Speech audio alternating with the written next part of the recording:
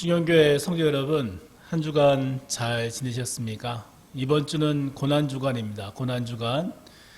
우리 군정 목사단에서 만든 새벽 동영상 예배 잘 드리고 계시는지 모르겠습니다. 함께 은혜로 그 모든 예배 시간 같이 동참해 주시고 기도하면서 이 한 주간 잘 보내시기를 기도하겠습니다. 오늘은 고난주간의 수요일이고 또 사도행전 강의를 제가 계속 진행하고 있는데 이어서 21장의 메시지 같이 나누도록 하겠습니다. 오늘 사도 바울이 이제 3차 전도 여행의 마무리를 하고 예루살렘으로 돌아가는 그 여정을 소개하고 있습니다. 예수님께서 종려주일에 십자가를 지기 위해서 예루살렘에 들어가셨던 것처럼 사도 바울도 죽음과 결박이 기다린다라고 하는 그 예루살렘을 향하여 이 여행의 마지막 길을 가고 있습니다. 특히 이 부분은 오늘 모임에 있었던 예언이라고 하는 것을 통해서 더 잘 알 수가 있는데요. 이 예언은 말로만 하는 예언이 아니라 행동 예언이었어요. 어떤 사람이 성령의 인도를 받아서 바울에게 와서 바울의 띠를 이제 풀어가지고 그것으로 손을 묶으면서 성령께서 이르시기를 이 띠의 임자가 예루살렘에 올라가면 이렇게 된다라고 얘기를 한 거죠. 체포받아서 신문받게 되고 고통받는다라고 하는, 고난받는다라고 하는 그런 상징적인 행동입니다. 성령께서 이렇게 말씀하시니까 그 당시 그 마지막 예배를 드리던 그 교우들이 다 말리죠. 바울을 말려서 예루살렘에 올라가지 말라고 이야기하는데, 그런데 바울은 바로 그 이야기를 들으면서 도리어 그 제자들에게 이와 같이 고백을 합니다. 여러분이 어찌하여 울어 내 마음을 상하게 하느냐? 나는 주 예수의 이름을 위하여 결박당할 뿐 아니라 예루살렘에서 죽을 것도 각오하였노라. 무엇이 바울로 하여금 예루살렘으로 가야 되겠다라는 이런 결심을 하게 만드는 걸까요?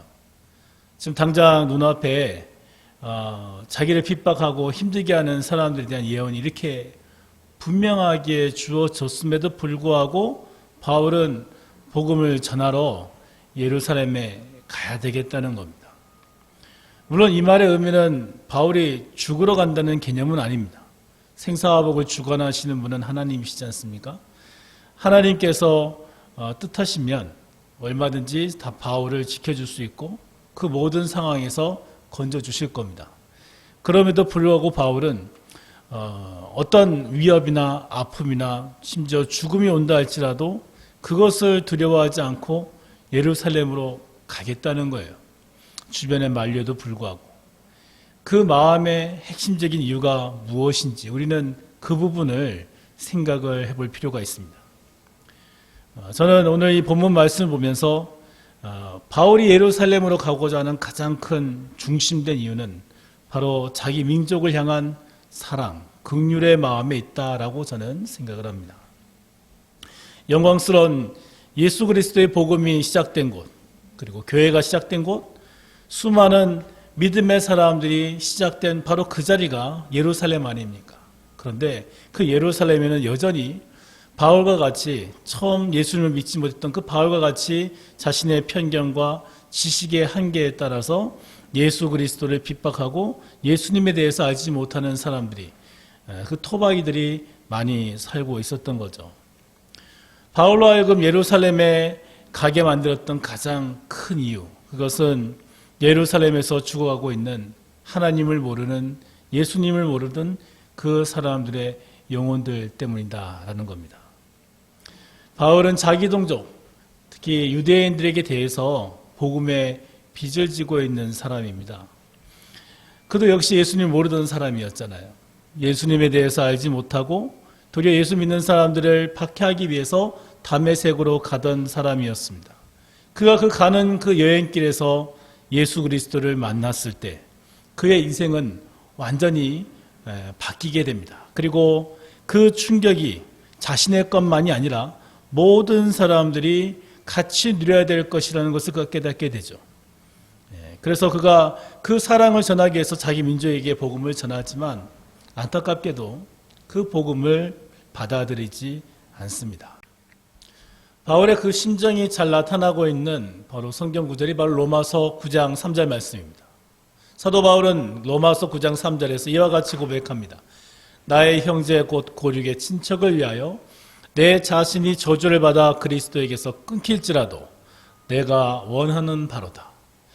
그들을 살리기 위해서 그들에게 복음을 전하기 위해서라면은 자기가 구원을 받지 못한다 할지라도 정말 그 복음을 전하고 싶다는 강렬한 바울의 그 마음을 표현해 주는 구절입니다. 그의 이와 같은 마음은 출애굽기에 나온 모세의 마음과 비슷하죠. 출애굽기 32장 31절 32절에 보면 이스라엘 백성들이 다 우상 숭배하고 하나님을 떠났을 때 모세가 하나님 앞에서 이와 같이 간절하게 기도합니다. 이 백성이 자신들을 위하여 금신상을 만들어 싸우니 큰 죄를 범하였나이다. 그러나 이제 그들의 죄를 사하시옵소서. 그렇지 아니하시오면 원하건대 주께서 기록하신 책에서 내 이름을 지워버려 주옵소서. 자신의 이름이 지워질지언정 자기 백성이 구원받기를 원하는 마음, 동족을 향한 이 진정한 사랑과 긍휼의 마음이 이와 같은 기도를 하게 만들었던 거죠. 사도 바울이 자신의 어떻게 보면 핍박, 자신의 어떤 어려운 문제, 자신의 고통, 그것이 문제가 되지 않는다는 거예요. 복음을 전하기 위해서라면, 한 명이라도 더 복음을 듣게 된다면, 그리고 한 명이라도 더 구원을 받게 된다면 그는 전하고 또 전하겠다는 겁니다. 왜냐하면 이 복음 외에는 영생의 길이 없음을 그가 알았기 때문입니다. 김남준 목사님은 한 책에서 이와 같이 이야기합니다. 가슴 속에 영혼을 향한 그 구령의 뜨거운 갈망이 없다는 것은 우리가 얼마나 혼탁한 삶을 살고 있느냐 하는 것을 보여주는 것이다. 내 마음이 하나님을 향하여 분명한 사랑과 분명한 믿음의 마음이 있다면 이 세상을 살아가면서 복음을 전하지 않을 수 없다는 겁니다. 성경은 이야기하죠.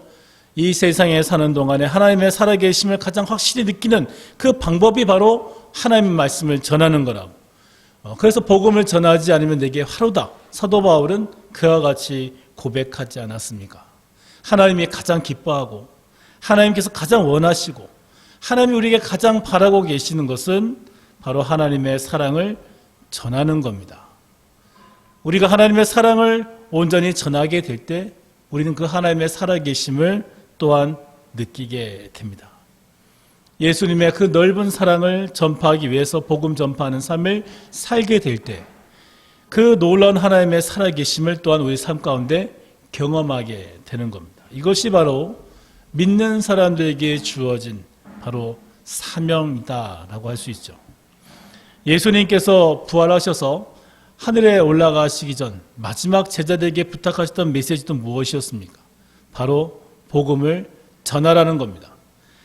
마태복음 28장에 뭐라 그럽니까? 너희는 가서 모든 족속으로 제자를 삼아 아버지와 아들과 성령의 이름으로 세례를 주고 내가 너희에게 본 바 모든 바를 가르쳐 지키게 하라. 볼지어다 내가 세상 끝날까지 너희와 항상 함께 있으리라. 이 말씀에서 항상 함께 있겠다라고 하는 그 전제 조건은 복음을 전하는 사람이 되어야 된다는 겁니다. 우리가 세상에 있는 많은 영혼들을 불쌍히 여기고 그들에게 복음을 전파하는 삶을 살게 될 때 하나님은 우리와 함께 하시겠다는 거죠. 하나님께서 함께 하신다는 임마누엘의 축복은 하나님의 사랑을 온전히 전하고자 하는 믿음의 사람들에게 함께하는 겁니다. 하나님께서는 지금도 예수님의 이 마음을 가지고 이 땅에 복음을 들고 예수의 복음을 전하는 믿음의 사람들을 부르고 또 찾고 계십니다. 복음으로 말미암아 예수 그리스도의 그 사랑으로 말미암아 우리가 유일한 구원의 길을 얻었기 때문에 그 사랑 외에는 전하지 않으면 어느 누구도 하나님 나라에 갈 수가 없습니다. 그래서 그 은혜의 사랑을 전하는 자, 그 선한 빛을 드러내는 자, 많은 사람을 하나님께로 돌아오게 할 하나님의 사람들을 지금도 예수님은 또 우리 하나님은 찾고 계시는 거죠. 우리를 통하지 않고는 구원의 길이 없습니다. 예수 그리스도를 말하는 그 복음의 입술이 없으면 어느 누구도 하나님의 사랑을 알 수가 없습니다. 그래서 우리는 예수님을 말해야 되고 예수님의 사랑을 전해야 되고 하나님의 사랑을 나타내는 존재들이 되어야 됩니다. 바울은 멸망 가운데 죽어갈 수밖에 없었던 자신에게 주신 이 하나님의 이 놀라운 은혜, 이 은혜를 일평생 기억했고 그 사랑에 감격해서 살았어요. 그 복음의 열정이 그의 인생을 하나님의 이 놀라운 은혜의 도구로 사용한 것 아니겠습니까? 그는 목숨을 걸고 이 복음을 전하기 위해 있었습니다. 그리고 이 놀라운 사랑은 바울에게 그냥 끝난 것이 아니라요, 바로 우리에게까지도 이르렀다는 거죠. 이 복음의 귀한 사랑이 바로 바울만 머문 것이 아니라 그 바울의 복음을 듣고 예수를 믿게 된 사람들, 또 그 믿게 된 사람들이 전한 또 다른 믿음의 사람들을 통하여 지금 우리에게까지 내려왔습니다. 성명인 시인의 나라고 하는 시에서 고백처럼 나라고 하는 존재가 정말 남이 알 수 없는 하나님의 사랑, 남이 알 수 없는 하나님의 그 놀라운 지식, 은혜, 축복을 받게 된 거 아니겠습니까? 이 놀라운 축복을 받은 이유, 바로 하나님의 귀한 사랑, 이 귀한 복음을 전하라는 겁니다. 여러분, 성경책에 예전에 보면 이렇게 빨간색으로 옆에 테두리를 칠했잖아요. 그 빨간색으로 성경책을 칠한 이유가 무엇인 줄 아십니까? 어떤 분들은 예수님의 보혈의 그런 상징의 의미가 있다라고 얘기하는 분도 있지만은 더 많은 분들이 얘기하는 것이 바로 이 하나님의 복음을 전하기 위해서 죽어간 하나님의 사람들, 순교자들의 피를 상징하는 것이다라고 이야기를 합니다. 예수 그리스도의 복음을 전하기 위해서 죽어간 수많은 순교자들, 수많은 믿음의 사람들이 있습니다. 그 사람들을 그야말로 성경을 펼 때마다 기억하라는 거죠. 그들이 복음을 전하는 곳마다 하나님의 놀라운 역사가 있었고, 또 복음이 전해지는 곳마다 하나님의 사람들의 많은 피 흘림이 있었습니다. 피 흘림 복음, 예수 그리스도의 그 귀한 값진 복음을 우리가 모두 기억하며 살아야 될 이유가 여기에 있지 않겠습니까? 우리의 삶의 자리에서 이 예수님의 넓은 사랑을 기억하고 전하는 삶을 삽시다. 오늘 우리가 만나는 사람들에게 하나님의 그 귀한 사랑을 아낌없이 나눠주는 삶을 삽시다. 바울이 자기 동족을 향하여 자신의 모든 것을 걸고 나아갔던 것처럼 우리도 하나님의 그 귀한 사랑을 가지고 우리의 삶 가운데 한 걸음 한 걸음 더 가까이 예수의 복음을 전하기 위해서 살아가는 축복의 인생 되시기를 축원합니다. 같이 기도하겠습니다. 사랑이 많으신 아버지 하나님, 우리가 오늘 사도행전 21장 말씀을 묵상하면서 사도 바울이 가졌던 복음의 귀한 열정, 복음의 귀한 사랑을 묵상합니다. 정말 그가 주님의 그 귀한 사랑을 가지고 그 복음을 전하기 위해서 애쓰고 몸부림쳤던 것처럼 우리가 그 주님의 사랑을 전하기 위해서 더욱더 믿음으로 나아갈 수 있도록 축복하여 주시옵소서. 우리를 사랑하신 그 사랑, 우리를 향하여 흘리신 그 보혈의 은혜를 우리가 기억하게 하시고 그 사랑을 드러내게 하시고 그 사랑을 따라 살게 하여 주시옵소서. 이제는 우리 주 예수 그리스도의 그 크신 은혜와 아버지 하나님의 극진하신 사랑하심과 성령 하나님의 내주교통 충만케 하심이 이 시간 하나님의 귀한 사랑을 기억하고 믿음으로 나아가는 주님의 귀한 백성 주님께 사랑하는 모든 심령 머리 위에 이제로부터 영원토록 함께 하시기를 간절히 축원하옵나이다. 아멘.